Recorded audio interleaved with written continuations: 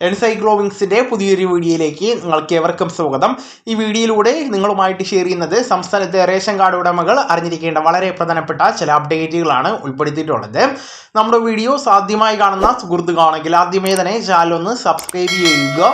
അപ്പോൾ നമുക്ക് വിശദാംശങ്ങളിലേക്ക് കടക്കാം. പുതിയ UDF സർക്കാർ അധികാരത്തിൽ വന്നതിന് ശേഷം ആദ്യമായിട്ട് നീല വെള്ള കാർഡുകാർക്ക് BPL വിഭാഗം റേഷൻ കാർഡായിട്ടുള്ള പിങ്ക് കാർഡിലേക്ക് മാറ്റുന്നതിനായിട്ട് നിലവിൽ അപേക്ഷകൾ ക്ഷണിച്ചിട്ടുണ്ട്. അക്ഷയ കേന്ദ്രങ്ങൾ വഴിയോ സിറ്റിസൺ ലോഗിൻ പോർട്ടൽ വഴിയോ ജൂലൈ മാസം 17-ാം തീയതി വരെയാണ് അപേക്ഷ സമർപ്പിക്കുവാൻ അവസരമുള്ളത്.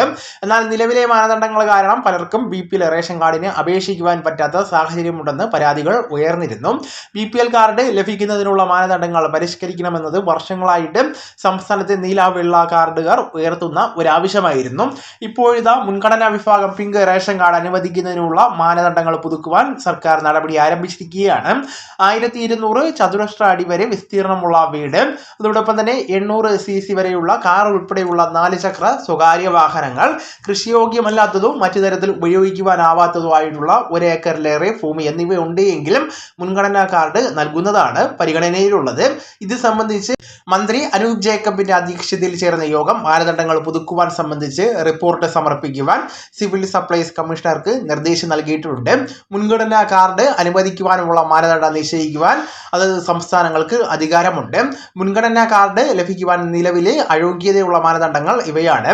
അതിൽ ഒന്നാമത്തേത്, കാർഡിൽ ഏതെങ്കിലും അംഗം സർക്കാർ പൊതുമേഖല സഹകരണ മേഖലയിലെ ജീവനക്കാരാണ് എങ്കിലും, അതോടൊപ്പം തന്നെ രണ്ടാമത്തേത് ആദായ നികുതിദായകരാണ് എങ്കിലും, 1000 ചതുരശ്ര അടിയിൽ കൂടുതൽ വിസ്തീർണമുള്ള വീടുണ്ട് എങ്കിലും, 4 അതിലധികമോ ചക്രങ്ങളുള്ള വാഹനം സ്വന്തമായിട്ട് ഉണ്ട് എങ്കിലും, അതോടൊപ്പം ഡോക്ടർ, എഞ്ചിനീയർ, അഡ്വക്കേറ്റ്, IT വിദഗ്ധർ, നേഴ്സ്, ചാർട്ടേഡ് അക്കൗണ്ടന്റ് പോലുള്ള പ്രൊഫഷണലുകളാണ് എങ്കിലും, 1 ഏക്കറിലധികം ഭൂമി ഉണ്ട് എങ്കിലും, വിദേശ മലയാളികളുടെ ഉൾപ്പെടെയുള്ള കുടുംബങ്ങളിലെ എല്ലാ അംഗങ്ങളുടെയും ചേർന്നിട്ടുള്ള വാർഷിക വരുമാനം 3 ലക്ഷം രൂപയിൽ കൂടുതലാണ് എങ്കിലും BPL കാർഡ് ലഭിക്കുന്നതല്ല. നിലവിലെ 1000 ചതുരശ്ര അടി വിസ്തീർണമുള്ള വീടുള്ള ഒട്ടേറെ പട്ടികജാതി കുടുംബങ്ങൾക്കടക്കം മുൻഗണനാ കാർഡിന് അപേക്ഷിക്കാനാവാത്ത അവസ്ഥയുണ്ട്.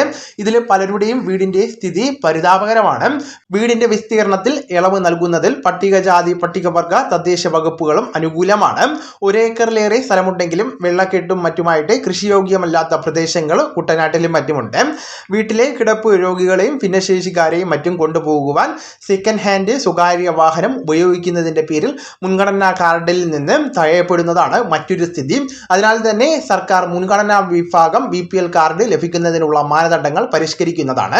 നിലവിലെ നീല വെള്ള റേഷൻ കാർഡുകൾ കൈവശമുള്ള ഒട്ടേറെ സാധാരണക്കാർക്ക് BPL വിഭാഗം പിങ്ക് കാർഡ് ലഭിക്കുന്നതിന് സഹായമാകുമെന്നാണ് ഇത് വിലയിരുത്തപ്പെടുന്നത്.